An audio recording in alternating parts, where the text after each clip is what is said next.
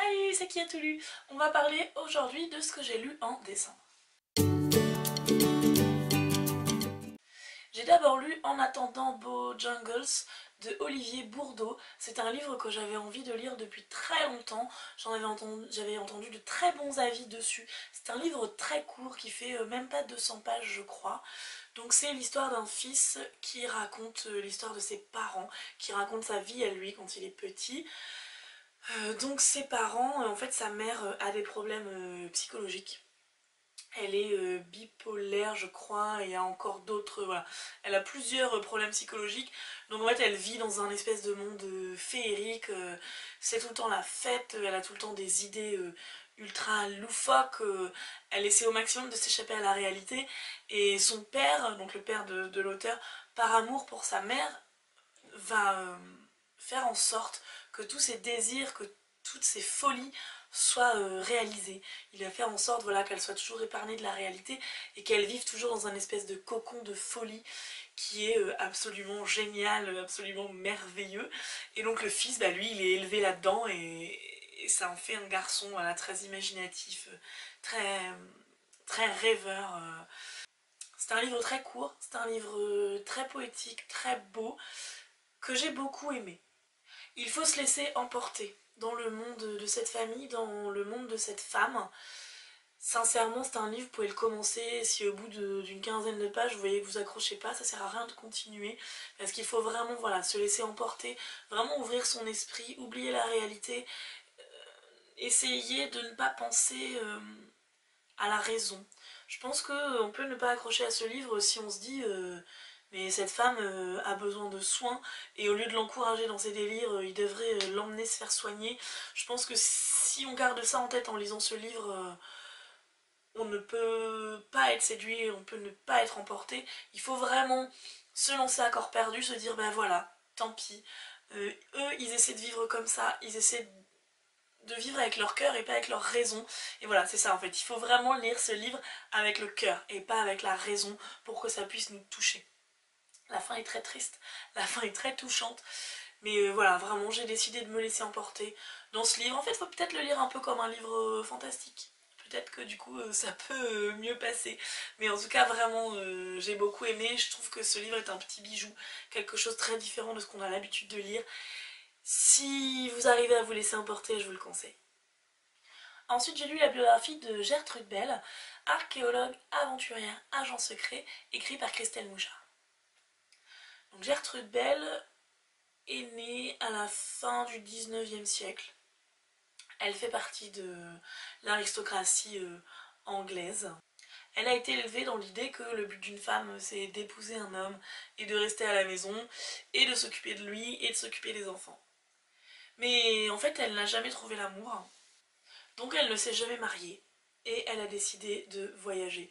Je résume beaucoup, hein. Ça s'est pas fait exactement comme ça, il y a eu plus de péripéties, etc. Mais bon, on va dire ça. Et elle s'est passionnée pour le Moyen-Orient, principalement toute la Mésopotamie. Et elle a visité, voyagé, elle a établi des liens avec énormément de tribus, etc., énormément de gens, énormément de peuples dans cette région. C'était une époque où il y avait énormément de tensions interraciales, énormément de tensions entre l'Orient et l'Occident, aussi des guerres, etc. Et elle s'est juste passionnée, elle y est juste allée avec son cœur, son envie de découvrir, d'échanger, de partager.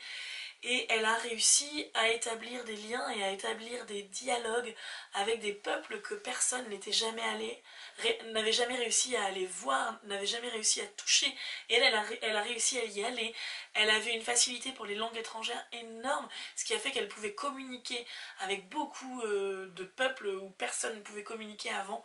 Et vraiment, elle a réussi à ouvrir des échanges énormes. Elle a été amie avec Laurence d'Arabie, on connaît beaucoup Laurence d'Arabie aussi à cette époque. C'est un peu la Laurence d'Arabie au féminin en fait. Et donc du coup, elle a aidé beaucoup de découvertes en archéologie. On dit d'elle qu'elle a été agent secret parce que grâce à ses capacités d'échange et de dialogue, grâce à ses connaissances du Moyen-Orient et des peuples, elle a donné en fait des renseignements à la couronne britannique qui ont beaucoup aidé aussi pendant les guerres, etc. C'est un peu compliqué à résumer sa vie parce qu'il y a eu tellement de choses. Elle ne s'est pas battue pour le féminisme, elle était au contraire même au début de sa vie assez contre le féminisme en fait. Non, non, elle, son idée c'était de se marier, d'être femme au foyer. Finalement ça ne s'est pas fini comme ça. Et donc par son indépendance, par tout ce qu'elle a accompli, elle s'est finalement battue par la cause féministe, mais c'était vraiment pas son but premier. Mais voilà, sa vie est tellement riche, tellement intéressante, et par le biais de sa vie, on découvre la géopolitique au Moyen-Orient de l'époque, la découverte du Moyen-Orient par les Anglais à l'époque, et c'est vraiment très intéressant, c'est très bien écrit, ça se lit très facilement. Si vous avez envie, si vous aimez les biographies de femmes, si vous aimez les femmes dans l'histoire, je vous conseille ce livre. Ensuite j'ai lu un recueil de nouvelles indiennes, j'ai lu Mes Sacrées Tantes de Bulbul Sharma, que je n'ai pas tellement aimé. Bon déjà le format de nouvelle n'est pas un format qui me plaît énormément, mais là je sais pas en fait, j'ai pas trop compris où Bulbul Sharma voulait en venir. Donc moi on m'avait dit que c'était que des nouvelles à propos de femmes, qu'on découvrait des vies de femmes, etc. Mais alors il y a certaines nouvelles où j'ai vraiment pas compris, j'ai limite été choquée. La nouvelle sur la petite fille qu'on marie de force à 7 ans, la nouvelle sur la fille que son père essaie d'éduquer mais qui refuse d'aller à l'école parce qu'elle, elle considère que l'éducation des femmes ce n'est pas important et tout ce qu'elle veut c'est rester bête et se marier. J'ai pas trop compris. Alors je me disais bon peut-être qu'il va y avoir une morale à la fin des nouvelles et que du coup ce sera intéressant. Peut-être qu'au final, par exemple, celle qui ne voulait pas être éduquée, elle va se marier et elle va se rendre compte que ah mais si finalement ce serait bien d'être éduquée. Et non. Et non. La fin de la nouvelle c'est ah chouette ça y est je me suis mariée, ils vont me laisser tranquille, j'ai plus avoir besoin d'apprendre à lire. Ok. Voilà. Je ne sais pas. Ça m'a laissé perplexe. Il y a une nouvelle à la fin que j'ai bien aimée. C'est une femme qui décide de suivre Gandhi dans sa bataille pour l'indépendance de l'Inde. Et ça c'était intéressant. Voilà, elle se lève contre son mari et elle décide de vivre sa vie. Et voilà, ça c'était intéressant, mais le reste sincèrement, je suis restée perplexe, j'ai pas compris. Donc si vous avez lu ce livre ou si vous avez déjà lu cet auteur, dites-moi ce que vous pensez d'elle parce que là vraiment je suis restée perplexe. Et en ce moment, je suis en train de lire Fascination de Stéphanie Meyer, je le relis pour la 5e fois, j'ai presque fini. J'avais envie d'une lecture doudou, j'avais envie de me replonger dans ce monde-là.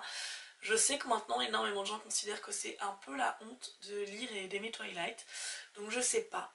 Dites-moi votre avis en commentaire. Mais voilà, moi j'avais envie de, voilà, après des années après, j'avais envie de revoir ce que j'en pensais avec un peu plus de recul. Et je suis contente de me replonger dedans, je pense que je vous referai une vidéo juste sur la saga Twilight pour amener un dialogue justement et pour qu'on en parle. Voilà, j'ai lu 4 livres en décembre, 3 livres et demi on va dire puisque Fascination est presque pas fini. Qu'est-ce que vous avez lu vous en décembre? Est-ce que vous avez eu des coups de cœur? Dites-moi ça en commentaire. A bientôt!